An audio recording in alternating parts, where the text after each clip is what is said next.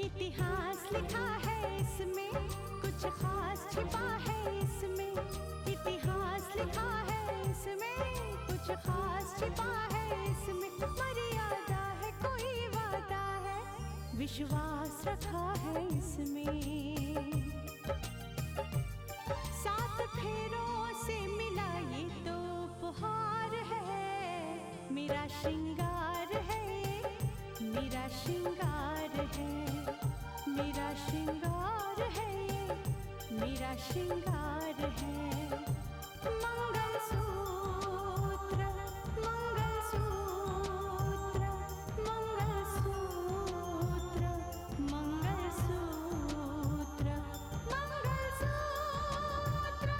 मंगलसूत्र, मंगलसूत्र,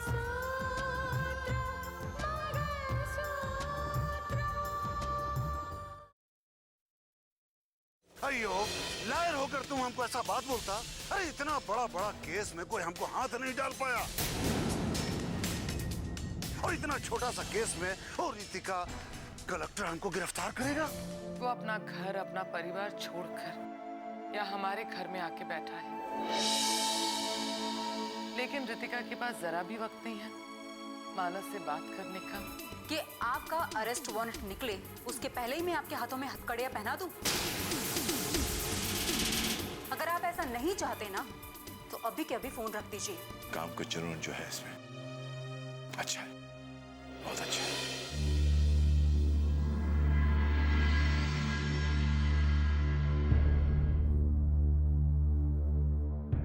रितिका,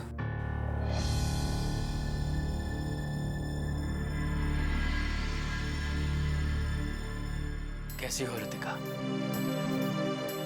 अच्छी हो।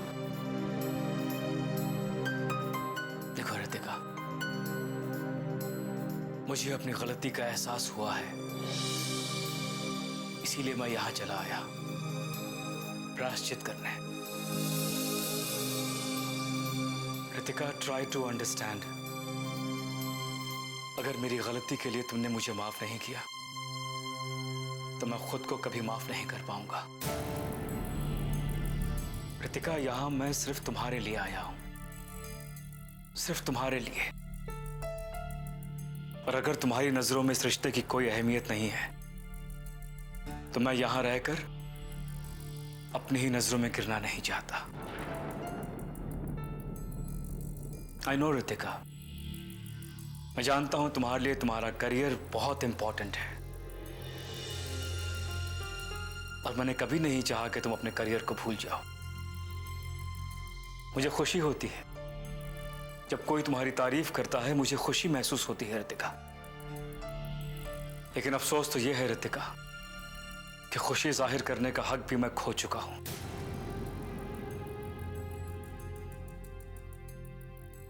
बस मैं ये जानना चाहता हूं कि तुमने क्या फैसला लिया है।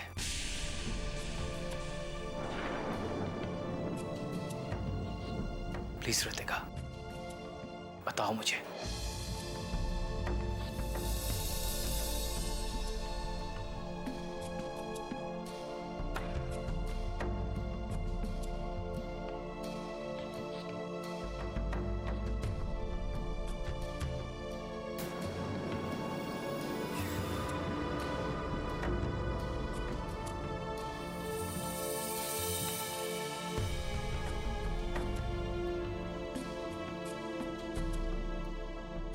मुझे तुम्हारे फैसले का इंतजार रहेगा रितिका।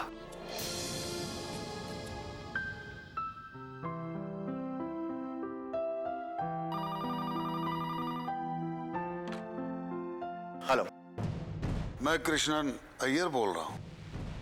कृष्णन? हाँ बोलिए। क्या जज साहब से बात हो सकता है? हाँ हाँ, एक मिनट। भाई जी, आपके लिए किसी कृष्णन अय्यर का फोन है। हेलो। नमस्कार जज साहब। नमस्कार। मैं कृष्णन अय्यर बोल रहा हूँ। कृष्णन अय्यर, कहिए क्या बात? सर, आप हमको जानता होगा, इस शहर का मैं एक बिजनेसमैन हूँ। 3 क्लिनिक में हमारा पैसा लगा था, लेकिन बैड लक, आपकी बेटी कलेक्टर साहिबा ने उन तीनों क्लिनिक को सील करवा दिया। सर, इस शहर में बहुत सारे कलेक्टर आए, हमारा सबके साथ दोस्ती रहा, लेकिन आपका बेटी ने तो इस पूरे शहर को दुश्मन बना लिया। सर, ये दुश्मनी ठीक नहीं है, बोलिए ना उसको। आप धमकी दे रहे हैं मुझे? अयो रामा, हम किसी को धमकी नहीं देता। कलेक्टर साहिबा आपका बेटी है, अब उसको समझाओ ना सर। काहे को ये सब दुश्मनी करने का, जो भी बात है उसको खत्म करे। कृष्ण अय्यर, जितनी तकलीफ तुझे क्लिनिक सील होने पे हो रही है ना, उससे कहीं ज्यादा तकलीफ तुझे तब होगी अगर तूने आइंदा मुझे फोन किया। समझ गया?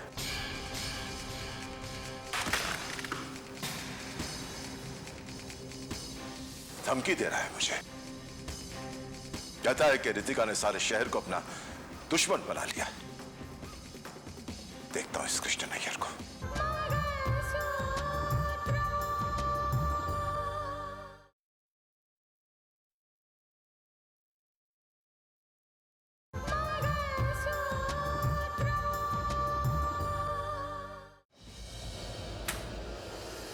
अयो रितिका तो रितिका, अरे उसका बाप भी समझने को तैयार नहीं जी। अब उसको समझाने के लिए कोई नया रास्ता तलाशना होगा। बहुत पछताएगी कलेक्टर साहिबा, बहुत पछताएगी।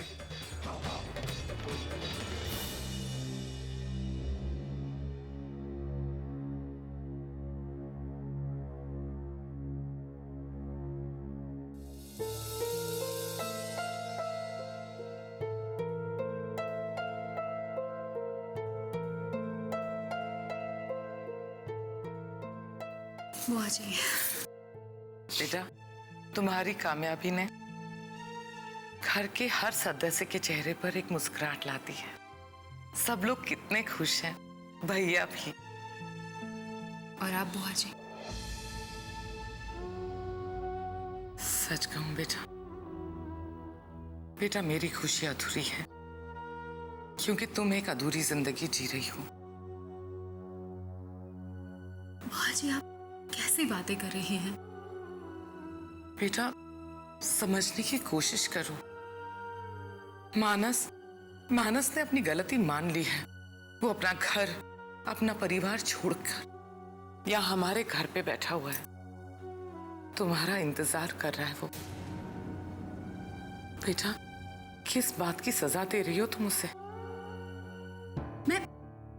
मैं कौन होती हूँ बुआ जी किसी को सजा देने वाली?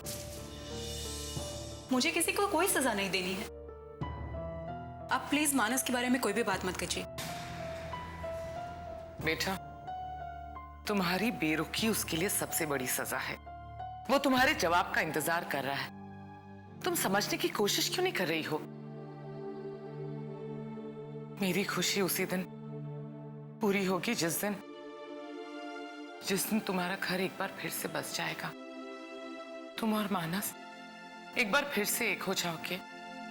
बेटा, ये बात मैं तुम्हें कितनी बार समझा चुकी हूँ, लेकिन तुम हो कि मेरी कोई बात तुम्हारी समझ में नहीं आती। बुआ जी, प्लीज आप शांत हो जाइए, मैं आपकी हर बात मानूंगी।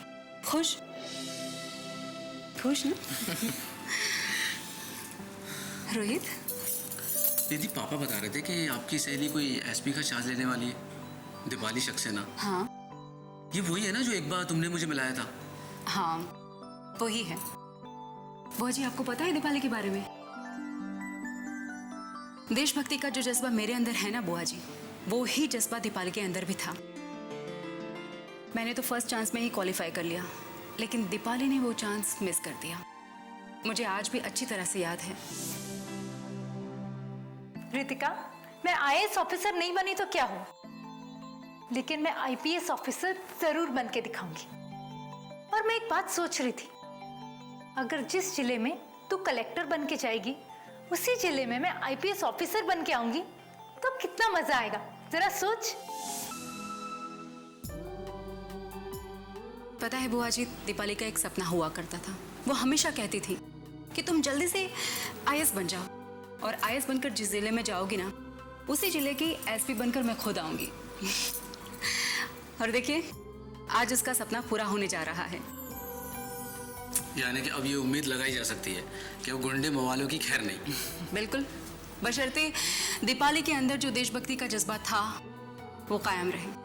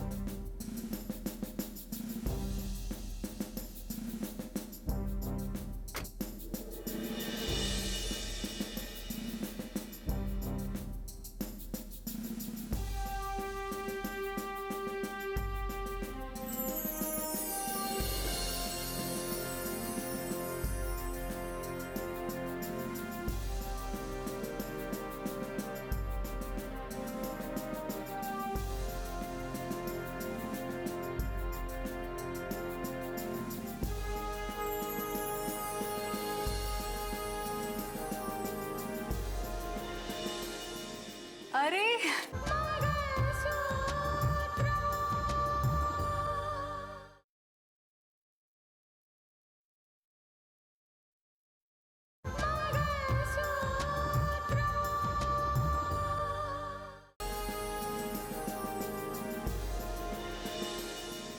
अरे दीपाली,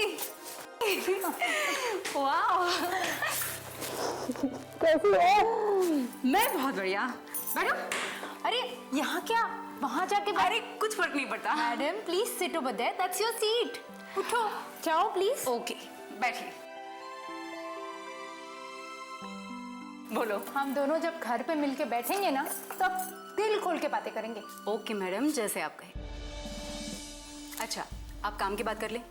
आज से तुम इस शहर में एसपी की हैसियत से पद संभाल रही हो, तो मैं चाहती हूँ कि शहर में जितनी भी गड़बड़ी मची हुई है, जितनी हलचल मची हुई है, उन सारे के सारे केसेस पर तुम ध्यान दो, पढ़ो, और कोई भी मुजरिम कानून से बचना नहीं चाहिए। मैं आपको यकीन दिलाती हूँ कि मुजरिमों को बिल्कुल रियायत नहीं बरती जाएगी। समाज के दुश्मनों को मैं सजा दिलवा के रहूंगी, खासकर उन लोगों को जो कोख में बेटी को मार डालते हैं। उन लोगों के खिलाफ आपने जो मुहिम उठाई है, उन अपराधियों की तो अब खैर नहीं। हाँ दीपाली, और कमनसीबी तो ये है कि ये लोग सिर्फ और सिर्फ पैसों के लिए काम करते हैं। ये लोग ये भी नहीं सोचते कि हमारी आने वाली नस्लें, उनका क्या असर होगा, क्या प्रभाव पड़ेगा उन पर। हमारा देश, हमारा समाज किन किन मुसीबतों का सामना करेगा। बड़ी हैरानी की बात है, आजकल देश भर में लड़कियों की संख्या कितनी कम हो गई। 1000 लड़कों में कहीं 800, 850, 900 लड़कियां हैं, लेकिन फिर भी किसी को कोई परेशानी नहीं। क्या किसी को अंदाजा नहीं है कि आने वाले वक्त में लड़कियों की संख्या कम हो गई तो बड़ी परेशानी की बात है। लोग इस बारे में क्यों नहीं सोचते? मुझे तो सोच के ही डर लगता है। हाँ दीपाली, लेकिन ये सब कुछ तो हम सोच रहे हैं ना। डॉक्टर को इस बात का एहसास होना चाहिए, लेकिन उनको तो इस बात का एहसास ही नहीं है। वो तो लालच में डूबे हुए हैं, और इसीलिए इन डॉक्टर्स को हमें इस बात का एहसास दिलाना बहुत जरूरी है। और जुर्म की राह पर चलने वाले इन लोगों को इस बात का कोई एहसास नहीं है, और उन्हें एहसास दिलाने के लिए ही कानून बनाया गया है। इसलिए इन मुजरिमों के हाथों में हथकड़ी अब लगनी ही चाहिए, और उसके साथ उन लोगों को भी नहीं बख्शा जाएगा जो लोग डॉक्टरों के पास जाकर ये काम करवाते हैं। और आपने जो मुहिम छेड़ी है, उसे अंजाम तक मैं पहुंचाऊंगी।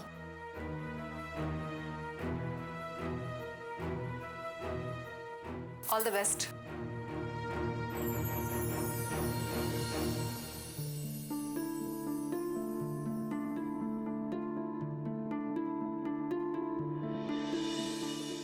हेलो, हाय मानस भैया, साक्षी, कैसे हैं आप? मैं ठीक हूँ, तुम कैसी हो? मुंजाल साहब के बारे में सुन के मैं तो हैरान रह गया था। इतने अच्छे आदमी की सोच इतनी गलत कैसे हो सकती है? कितनी अजीब बात है ना भैया। लोगों के दिमाग में पता नहीं क्या क्या चलता रहता है। खैर, राहुल ने तो वो घर छोड़ दिया है। आप बताइए भैया, रितिका भाभी कैसी है? रितिका अच्छी है, तुमसे उससे कोई शिकायत नहीं थी, लेकिन जो शिकायत मुझसे थी वो अभी भी कायम है। लेकिन भैया, रितिका भाभी को आपकी उन बातों से तकलीफ भी तो उतनी ही पहुंची होगी ना। मुझे अपनी गलती का एहसास हुआ है साक्षी, इसीलिए मैं यहां चला आया उसे मनाने के लिए। मैं चाहता हूं कि वो पुरानी सारी बातें भूल जाए। बिलीव मी साक्षी, सिर्फ उसे मनाने के लिए मैं इस घर में रह रहा हूं जहां मुझे नहीं रहना चाहिए। इट्स ओके भैया, कभी कभी अपनी गृहस्थी और अपने परिवार को बचाने के लिए खुद के साथ इस तरह के समझौते करने पड़ते हैं। ये समझौता मुझे इसलिए करना पड़ रहा है साक्षी, क्योंकि डैड रितिका को बिल्कुल पसंद नहीं करते हैं। वो चाहते हैं उसके साथ कोई रिश्ता नहीं रहे। आप चिंता मत कीजिए भैया, मैं पापा से बात करती हूँ। ऑलराइट, उनसे बात करके देख लो। हालांकि मुझे नहीं लगता है कि वो अपनी जिद छोड़ेंगे। और साक्षी, अगर उन्होंने अपनी जिद नहीं छोड़ी तो मैं भी रितिका को कभी नहीं छोड़ूंगा। आप ठीक कहते हैं भैया। मैं अभी पापा को फोन करके उनसे बात करके आपको वापस फोन करती हूँ। ठीक है साक्षी, अपना ख्याल रखना। Bye bye.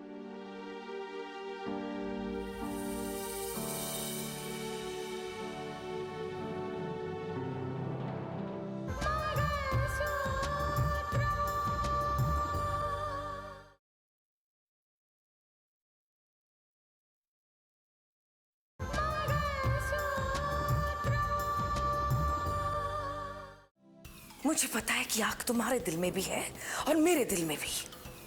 बदले की आग में तुम भी जल रहे हो और मैं भी जल रही हूं। हम दोनों की आग एक साथ बुझेगी। अरे वो कलेक्टर हुई तो क्या हुआ, भगवान तो नहीं हो गई ना वो।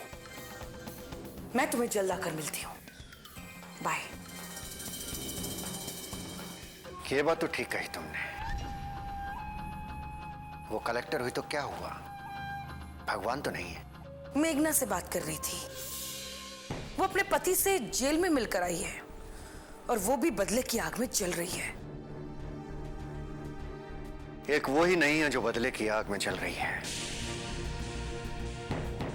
न जाने कितने लोग हैं जो रितिका के लिए अपने दिल में आग पाले हुए हैं, और हमें उस हाथ में अपने हाथ सेकने हैं। समझ तो रही हूं, लेकिन साफ साफ कहो। बात बिल्कुल साफ है। शहर में इस समय हड़कंप मचा हुआ है। सब लोग रितिका से डरे हुए हैं। किसी कृष्णन का फोन आया था, वही कृष्णन जिसके 3 क्लिनिक रितिका ने सील कर दिए हैं। अब वो समझौता करने की बात कर रहा था। तो क्या, भाई जी समझौते को मानेंगे नहीं और रितिका भी इसके लिए तैयार नहीं होगी। लेकिन देखने वाली बात यह है स्नेहा कि जो आदमी समझौता करने के लिए करोड़ों रुपए खर्च कर सकता है,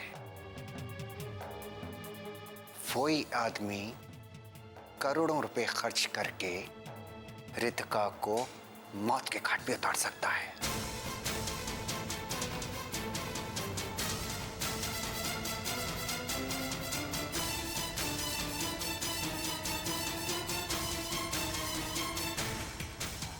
ये क्या कह रहे हो तुम? क्या कोई ऐसा भी है जो रितिका के लिए ये कदम उठाने जा रहा है? कोई कदम उठाए या ना उठाए, हम ये कदम उठा सकते हैं।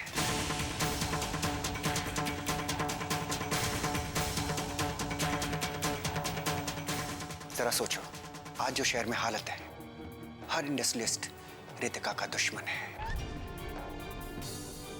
अगर ऐसे में रितिका के साथ कोई हादसा हो और रितिका भगवान को प्यारी हो जाए तो स्नेहा हम लोगों के ऊपर कोई शक नहीं करेगा। भाई जी तो जीते जी मर जाएंगे। वो तो होगा ही, लेकिन अगर ऐसा हो जाए तो सब लोग यही सोचेंगे कि ये काम रितिका के दुश्मनों ने किया है। कोई हम पे शक नहीं करेगा। हाँ, बिल्कुल ठीक कह रहे हो। अगर ऐसा हुआ ना तो रितिका हमारे रास्ते से हट जाएगी और मानस के लिए भी इस घर में जगह नहीं रहेगी। और रही बात रोहित की, रोहित को मैं बहुत जल्दी हटा दूंगा, बहुत जल्द। तुम सिर्फ रितिका के बारे में सोचो। वैसे स्नेहा, रितिका को साफ करने का रास्ता भी बहुत जल्द मिल जाएगा, देखना।